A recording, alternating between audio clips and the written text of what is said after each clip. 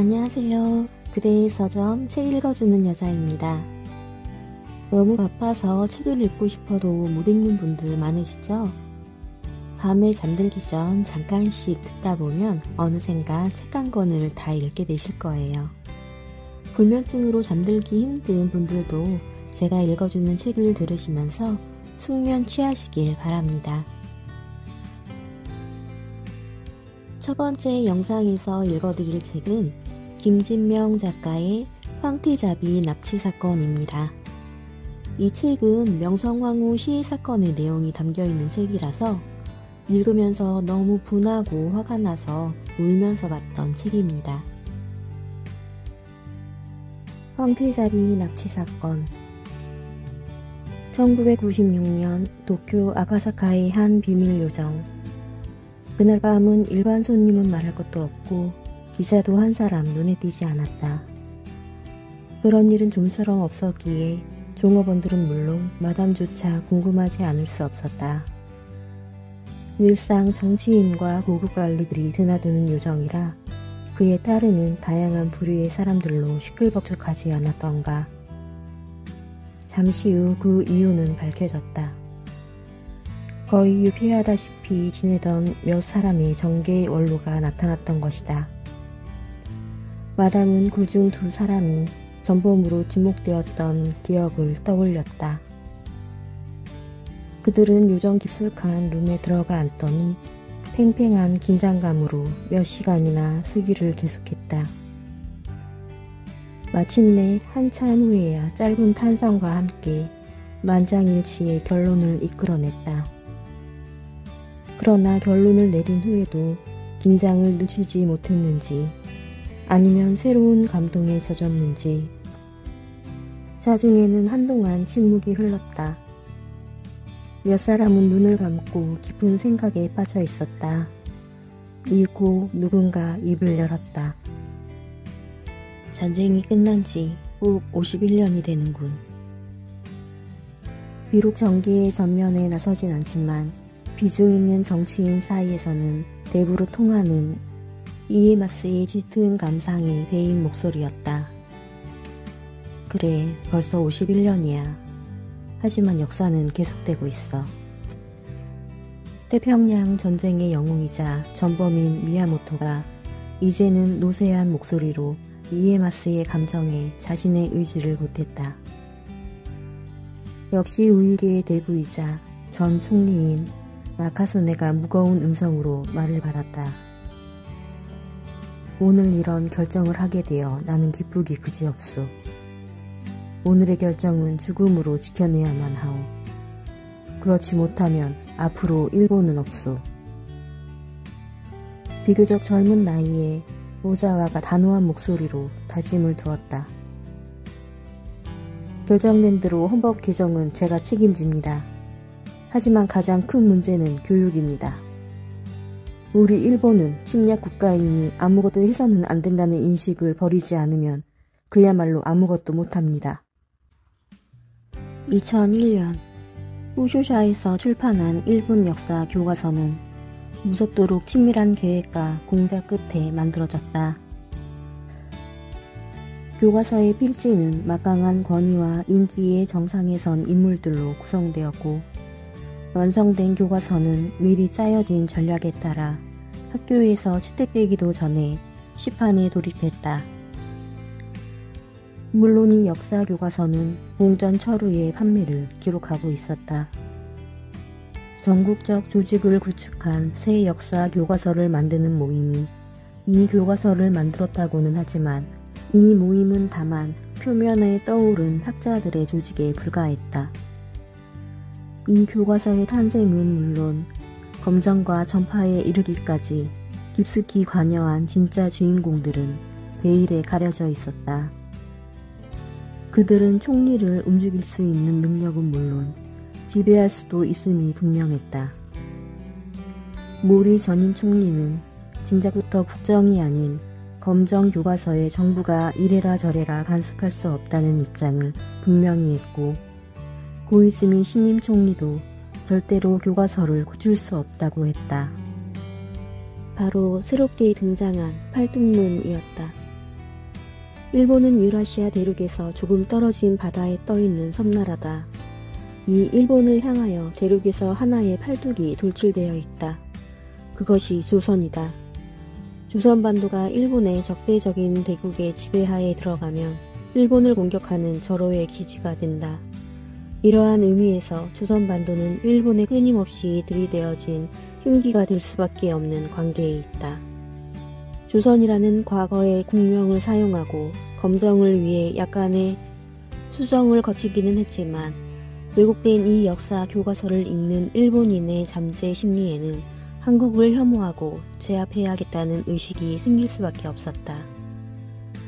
그들의 음모는 단순히 집필과 판매에만 국한된 것이 아니었다.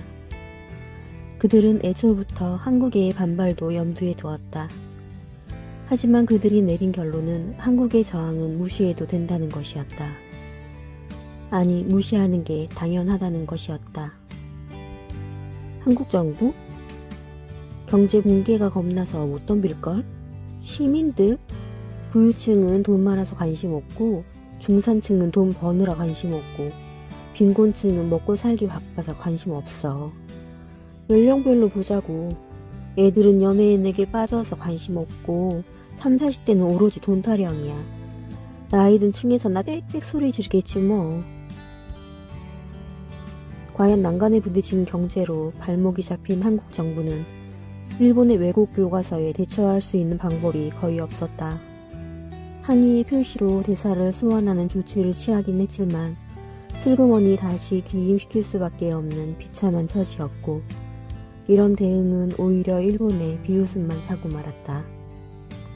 한국 정부의 대응은 안쓰러울 정도였다. 문화개방 연기, 각종 교류 금지 등이 대응책으로 나왔지만 일본을 각성시키기는커녕 오히려 또 한 번의 비웃음만 자아냈다. 그래봤자 너희 한국만 더 답답할걸. 왜 우리는 일본에 대해서 이렇게 날카기만 합니까? 어업협정도 그렇고 터지는 사안마다 판판이 지고 있으니 이게 돈 때문이라면 우리도 이번만큼은 두 눈 딱 감고 한번 붙어봅시다. 처음에야 모두 이런 식으로 비분간개했지만 시간이 지나면 언제 그랬냐는 듯이 잊어버리고 마는 것이 이제까지 한국의 대응 방식이었고 이런 점을 잘 아는 일본 정부는 그저 시간이 흐르기만을 기다리고 있었다. 냄비, 한국인들 모두 냄비야. 전국이 미친듯이 떠들썩 하다가도 언제 그랬냐는 듯이 싹 잊어버리고 마는 놈들이란 말이야. 지난 100년간 단 한 번이라도 그놈들이 화끈하게 덤벼오는 거 봤어? 조금만 있어봐. 어느 놈이 역사 교과서 운운하겠어. 냄비, 그놈들은 냄비야. 부안해동에서 들끓 타가는 이는 식어버리는 벨도 없는 놈들이라고.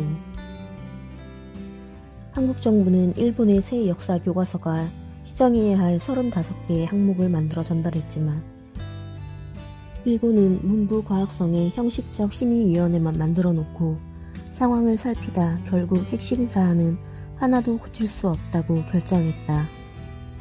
단지 한국이 중국의 속국이었다는 기술 등 일본과는 상관없는 사안만 인심 쓰듯 빼주겠다고 했다. 인기 절정의 고이즈미 총리는 단호하게 말했다. 외국인들이 일본의 교과서를 이래라 저래라 하는 것을 이해할 수 없습니다. 일본은 일본의 갈 길이 있습니다. 나는 전몰 기념일이 되면 야스쿠니 신사도 참배할 것입니다. 연일 열리던 국무회의에서 뾰족한 대책이 없어 모두가 전전긍긍할 때였다. 유네스코에 일본의 새 역사 교과서를 시정해달라고 청원하는 것이 어떻겠습니까? 대통령은 귀가 번쩍 뜨였다. 유네스코? 거기가 교과서를 심사할 수 있어? 네, 유네스코 교육원고라는 게 있습니다. 유네스코 교육원고라. 그렇습니다. 유네스코는 회원국의 교육 이념에 대해 각국 정부에 권고하고 있는 바 후슈샤의 역사 교과서는 이 유네스코 교육 이념을 현저히 위반하고 있으니 시정을 청원해 볼 만합니다. 국제관계에 밝은 대통령은 이거다 싶어 반색을 했다. 아니, 대통령뿐만이 아니었다. 모든 국무위원들이 환호했음은 물론이다. 좋소. 그럼 즉시 유네스코에 심의를 제기하시오. 알겠습니다. 일본의 외국 교과서를 막을 수 있는 방법이 전혀 없었던 한국 정부는 일본의 역사 교과서 문제를 유네스코로 가져갔다. 유네스코는 즉각 이 청원을 받아들여 일본의 새 역사 교과서에 대한 검토에 들어갔다. 그러나 한 나라의 교과서에 대한 평가는 그렇게 간단한 일이 아니었다.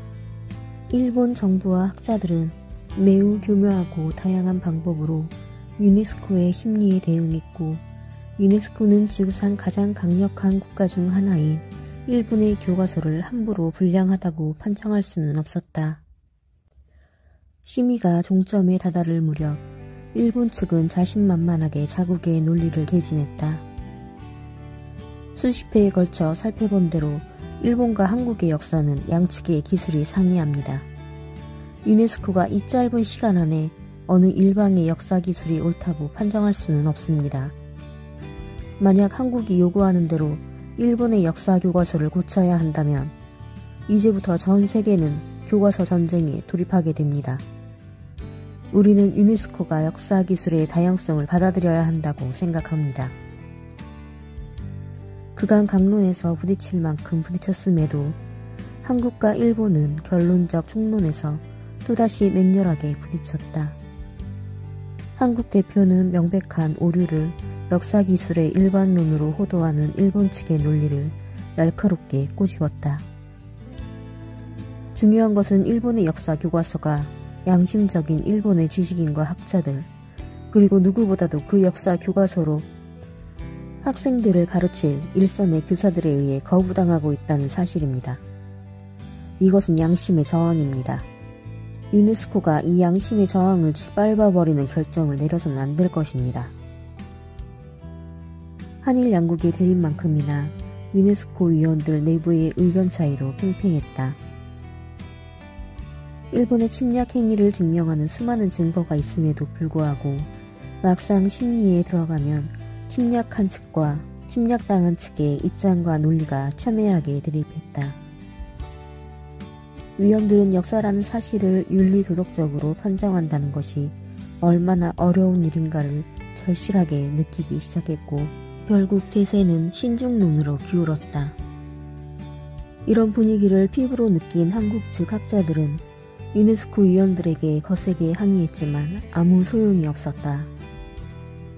일본의 새 역사 교과서는 역사상 있지도 않았던 임나일 본부를 중요하게 소개하면서 은연중에 앞으로 다시 찾아야 할 땅으로 묘사하고 있단 말입니다. 이게 바로 전쟁 분위기를 부추기는 게 아니고 뭡니까? 일본의 새 역사 교과서가 막연히 전쟁을 조장한다고 볼 수는 없습니다. 그러나 유네스코 위원들 사이에는 일본의 새 역사 교과서에 대해 불량이라는 극단적인 판정을 내리기에는 근거가 부족하다는 입장이 대세였다. 한국 정부가 기대했던 유네스코의 일본 역사 교과서 심리는 정해진 결론을 향하여 서서히 막을 내리며 형식적인 마지막 심리만을 남겨두고 있었다. 사실 어떤 국제기구가 한 나라의 청원에 의해 이웃 나라의 교과서를 심리하고 그것이 불량하다고 판정하는 데는 한계가 있을 수밖에 없었다. 이런 상황에서 전대미문의 사건이 터졌다. 시마스의 참가가 계속되는 동안 마사코는 연신 고개를 내밀며 아래층을 살폈다. 오랫동안 기다려오던 일이라 은근한 기대감에 약간 몸이 달아올랐다. 혼신의 힘을 다하여 노래를 부르는 배우에게는 미안한 일이지만 황태자비의 시선은 계속 아래층을 훑었다. 어둠 속이지만 맨 오른쪽 중간에 앉아있는 두 명의 젊은 여자들 역시 모두가 열중해 있는 가부키에는 관심이 없는 듯 계속 2층을 살피고 있는 것이 보였다. 아! 눈에 익은 모습이었다. 20년 가까운 세월이 흘렀지만 아직도 먼 옛날의 추억을 조금씩은 간직하고 있는 모습이었다. 두 여자도 마사코를 알아보았는지 고개를 숙여 보였다. 고마코, 스미코!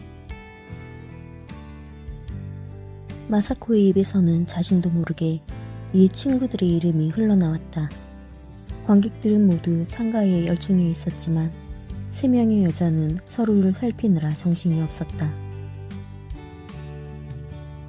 이봐 마스모토, 왜 그래? 보고 있어? 그래. 왜 저러시지? 가만, 눈길 가는 곳을 잘 봐. 알아, 2명의 여자야. 누구지? 랜들 어떻게 알겠어? 잘 살펴봐. 자네나 두 눈 부릅뜨고 있어. 그러나 다음 순간 두 사람은 깜짝 놀라고 말았다. 황태자비가 자리에서 조용히 일어나 문을 향하여 걸어가고 있었던 것이다. 야마다는 날렵한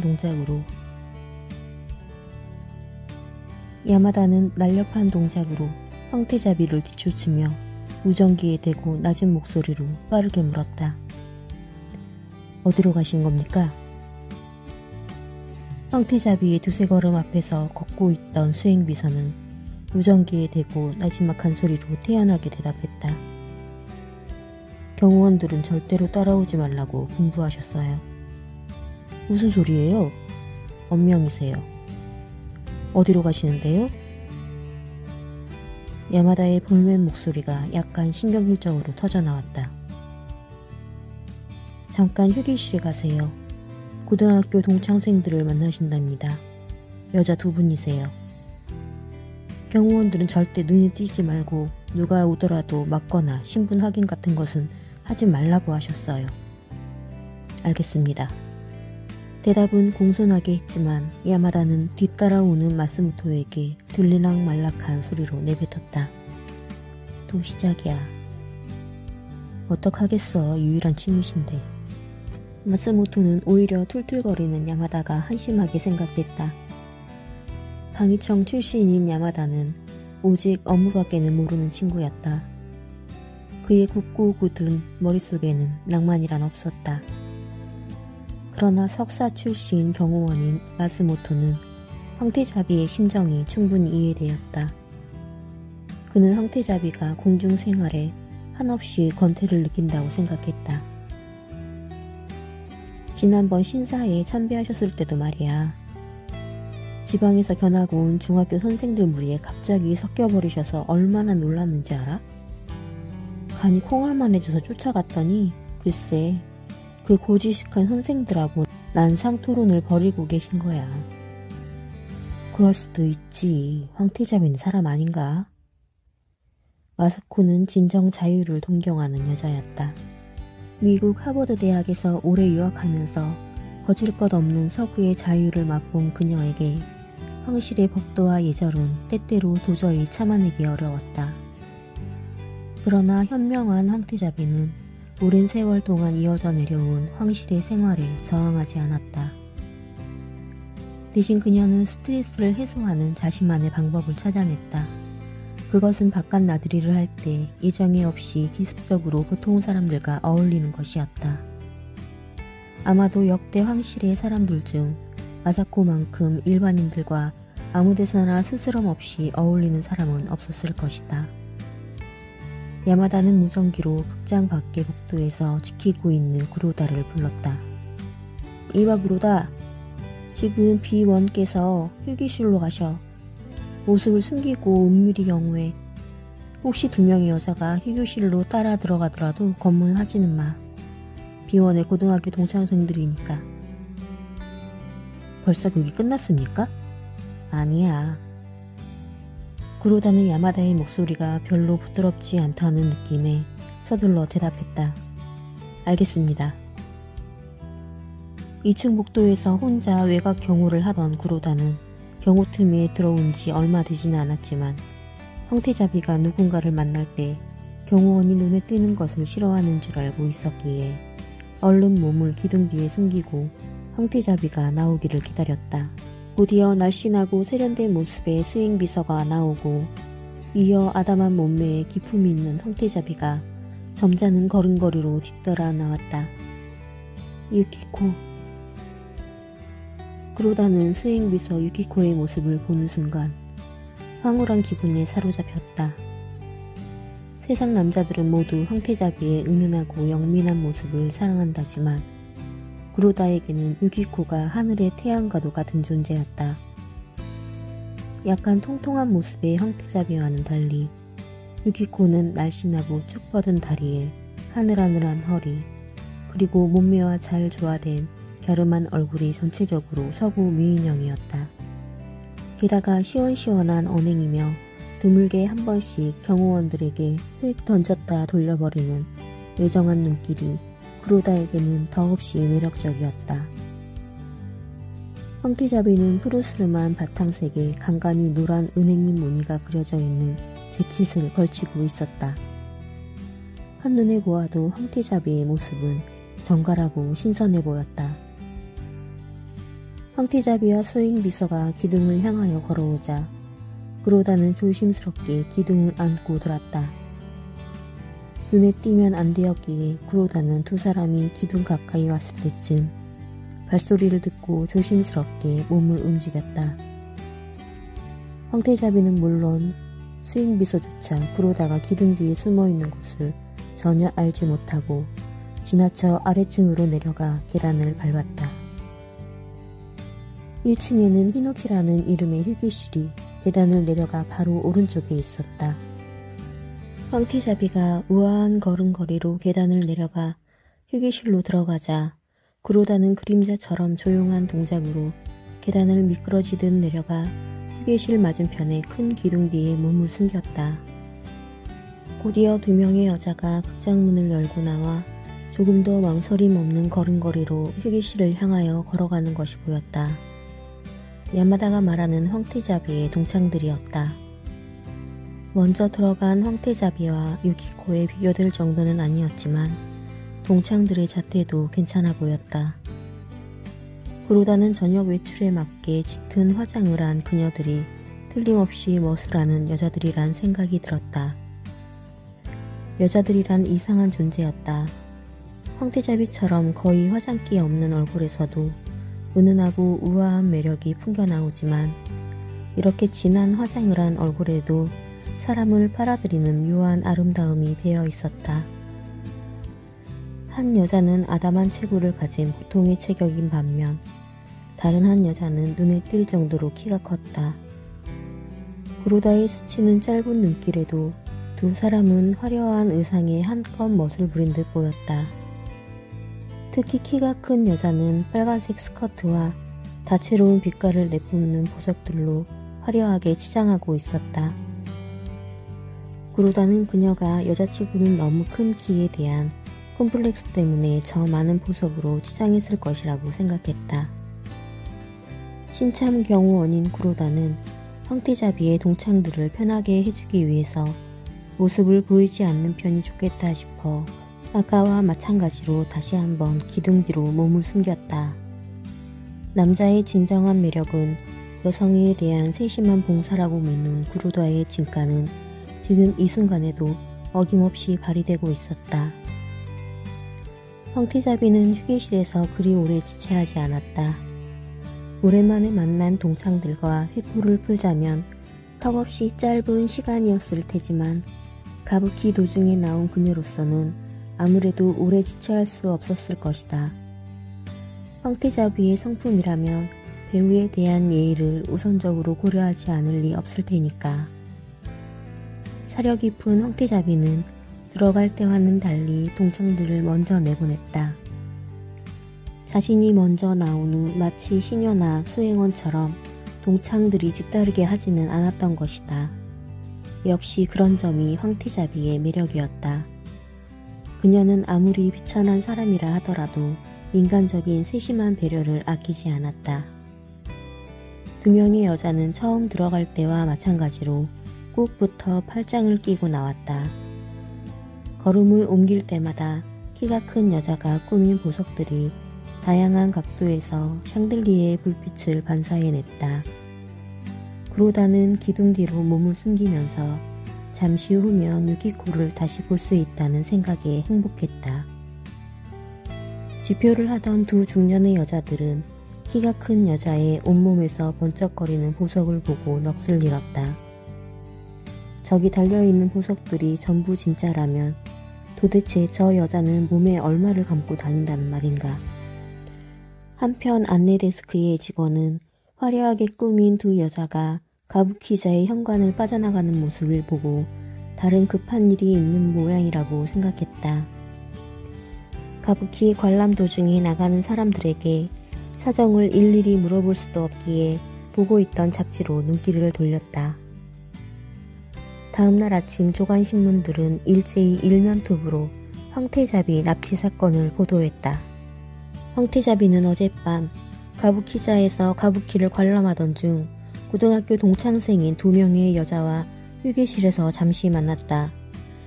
약 10분 후 동창생으로 보이는 두 여자가 나오고 한참 있어도 황태자비가 나오지 않아 이상하게 생각한 경호원들이 휴게실로 가보자 황태자비는 없었다. 휴게실에는 수행비서 유키코와 스미코라는 이름의 여자가 정신을 잃고 쓰러져 있었는데 경찰은 스미코의 신원을 확인하고 있는 중이다. 기사는 연속되었다. 스미코는 자신이 황태자비의 고등학교 동창이라고 주장했는데 경찰 확인 결과 그녀의 주장은 사실이었다.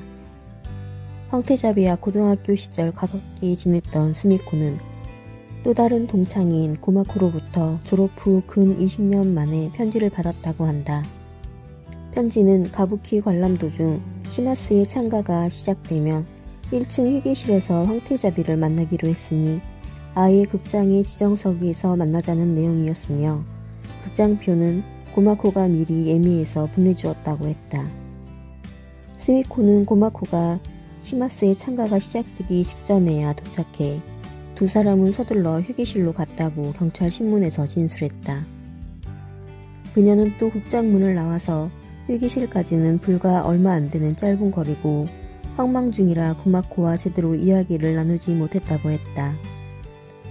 경찰은 실제로 고마코라는 이름의 고등학교 동창이 있다는 것을 확인하였으며 그녀의 신원을 파악하고 있는 중이었다. 신문들은 호해까지 내보내며 수사 속보를 전했다. 경찰은 동창생 고마코를 집에서 체포해 신문 중이다. 하지만 경찰의 한 수사 관계자는 그녀가 그날 가부키자가 아니라 집에 있었다는 알리바이가 확실해 그녀가 범인이 아니라는 결론을 내렸다고 전했다. 또한 스미코는 그날 워낙 오랜만에 만난 데다 학창시절 가장 키가 컸던 친구라 당연히 동창생 고마코로 생각했다고 진술했다.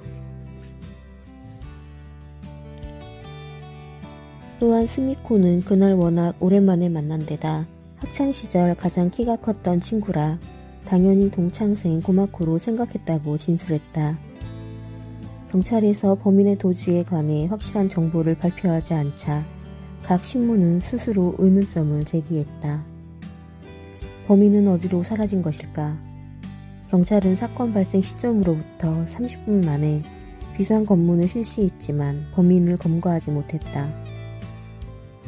물론 30분이라는 시간은 범인이 도쿄를 빠져나가기에는 가능한 시간이지만 황태자비를 옆에 실은 범인으로서는 교묘한 루트를 통했을 것으로 추측된다. 경찰은 도쿄 일원의 비상검문에서 범인 검거에 실패하자 곧 전국으로 비상검문을 확대했다. 드디어 보도는 선정적 색깔을 띠기 시작했다. 마침내 희대의 여성 범죄자 탄생, 단신으로 경호원들을 모두 따돌리고 황태자비를 납치한 여자의 정체에 관심이 집중되고 있다. 이 여자의 황태자비 납치 목적은 무엇일까? 어쩌면 그녀는 황태자비를 흠모하는 수많은 동성애자 중에 한 명일지도 모른다. 황태자비를 흠모하는 사람들 중에는 여성도 많다는 소문이 있어 오던 터다. 황태자비 납치 사건 뉴스는 하루 종일 일본 열도를 뒤덮었다. 아니 일본 열도만이 아니었다. 전 세계가 경악했다. 각국의 정상이나 언론은 물론 FBI나 CIA 같은 정보기관도 촉각을 곤두세우고 사건의 진위를 파악하느라 분주했다. 오늘 영상은 여기까지입니다. 납치된 황태자비 어떻게 될까요? 다음 영상도 기대해주세요. 감사합니다.